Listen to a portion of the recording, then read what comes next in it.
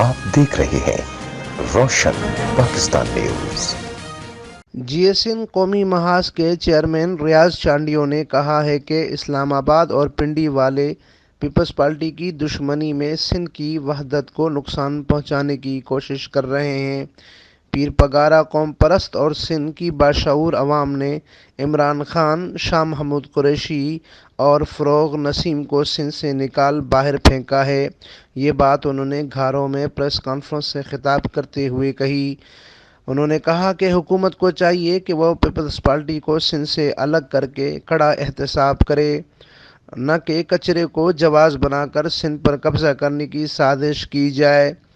उन्होंने मज़ीद कहा कि हमें तो अफसोस से कहना पड़ता है कि पाकिस्तान का वज़ीर आज़म गुट की वाक़या को अपने अमरीकी दौरे के ख़िलाफ़ साजिश करार देता है। हमारा मौक़िफ़ भी यही है।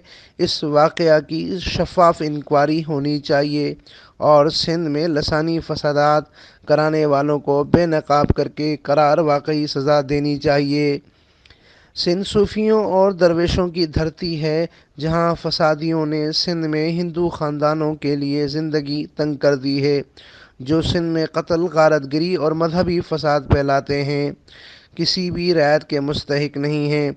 उन्होंने कहा कि 11 सालों से पीपल्स पार्टी सिंध पर काबिज़ है, जिसके ख़िलाफ़ शफाफ इंक्वायरी ज़रूरी है, मगर ऐसे बहाने को जवाज़ बनाकर सिंध पर कब्ज़ा किसी सूरत में बर्दाश्त नहीं किया जाएगा। रियाज चांडियो ने मज़ीद कहा कि हम इस अमल की सख्त लफ्ज़ों में मज़म्मत करते हैं और सिंध की वहदत के ख़िलाफ़ जीएसएन कौमी महाज 6 अक्टूबर को कराची में तहफ़्फ़ुज़ सिंध मार्च के नाम से रैली निकाल रही है, जिसमें सिंध के गैरतमंद अवाम भरपूर शिरकत करेंगे। इस मौके पर उनके हमरा कादिर लगारी, हैदर जतोई, ग़ुलाम नबी कट्टी भी मौजूद थे। अमीन फ़ारूकी, रोशन पाकिस्तान न्यूज़, ठट्टा सिंध।